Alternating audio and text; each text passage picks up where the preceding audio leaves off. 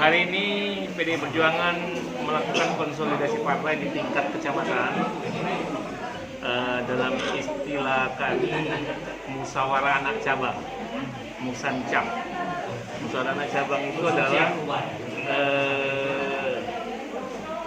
pemilihan kepengurusan bentukan kepengurusan baru di tingkat kecamatan, di tingkat TAC, pimpinan cabang. Proses ini sebenarnya sudah lama berjalan, dilalui dengan karena kami dari bawah, terbentuknya anak ranting, kemudian terbentuknya ranting, masing-masing ranting mengusulkan calon pimpinan anak cabang.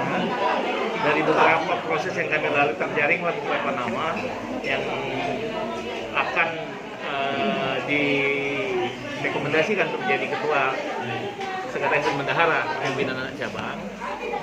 Proses ini selanjutnya ini wewenang Dewan Pimpinan Daerah Partai. Jadi seluruh calon yang terjaring di tingkat ranting, musyawarah ranting, disampaikan ke DPD, kemudian DPD memanggil untuk melakukan fit and proper test. Pada hari ini hasil fit and proper test itu dibacakan pada saat musyawarah anak cabang. Ada 3 yang direkomendasikan, ketua sekretaris bendahara, kemudian ketua terpilih bersama didampingi sekretaris bendahara itu membentuk formatur, ketua formatur didampingi oleh 3 utusan ranting yang tertinggi hasil pemilunya pada 2019 kemarin, didampingi DPD untuk membentuk kepengurusan baru. Alhamdulillah hari ini sudah terbentuk kepengurusan anak cabang, pimpinan anak cabang Kota Kayu Agung, dan sebenarnya ini juga sekaligus dibuka untuk Musancap, musyawarah anak cabang se-Kabupaten Oki. Tapi ini dimulai oleh Kota Kayu Agung. Jadi ke depan terus akan kita lakukan, tinggal masalah waktu bergiliran di seluruh kecamatan. Tapi dari sisi dari parlemen sebenarnya masih sama yang sebelumnya dengan yang di 2019. Betul.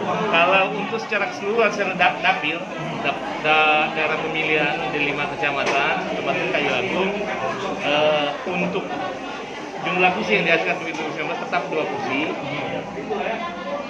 Suara tetap dapat dipertahankan, tapi untuk khusus Kota Kayu Agung mengalami sedikit penurunan pada pemilu 2019 dibandingkan 2014. Pak, capaian buat pemilu yang akan datang gimana Pak dari Partai PDI sendiri Pak? Target kami adalah mengembalikan suara kami yang sempat hilang. Tentu ini menjadikan pembelajaran bagi kami. Kami evaluasi apa yang menyebabkan masyarakat pemilih-pemilih kami sebagian ada yang beralih. Ini akan menjadi pelajaran bagi kami, dan ke depan tugas kami untuk mengembalikan ini. Karena 1999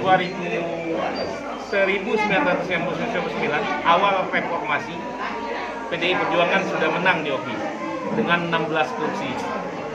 Kemudian 2004 masih menang, cuma berturun menjadi 11 kursi. 2009 turun lagi jadi 10 kursi, cuma masih menang. 2014 turun lagi jadi 9 kursi. 2019 turun lagi jadi 7 kursi. Jadi secara kalkulasi, sejak era reformasi PDI Perjuangan selalu memenangkan pemilu legislatif di Kabupaten Bogor. Walaupun suara terus berturun. Dan ini yang menjadi tugas berat bagi kami, seluruh kader partai, simpatisan PDI Perjuangan Kabupaten Bogor untuk mengembalikan, selain mempertahankan kemenangan ini di pemilu yang berikutnya, untuk mengembalikan masa kejayaan kami, suara kami di tahun 99. Pak, kalau buat pilkada Pak udah ada pembahasan belum Pak?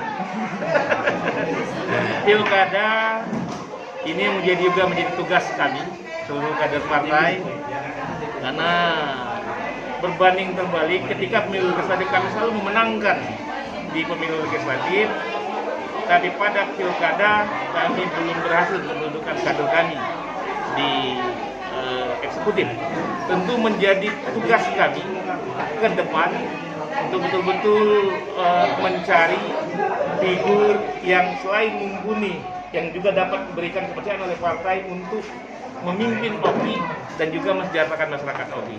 Tentu tugas kami, salah satu tugas partai adalah mencetak kader yang dapat membawa perubahan ke arah kebaikan untuk seluruh masyarakat.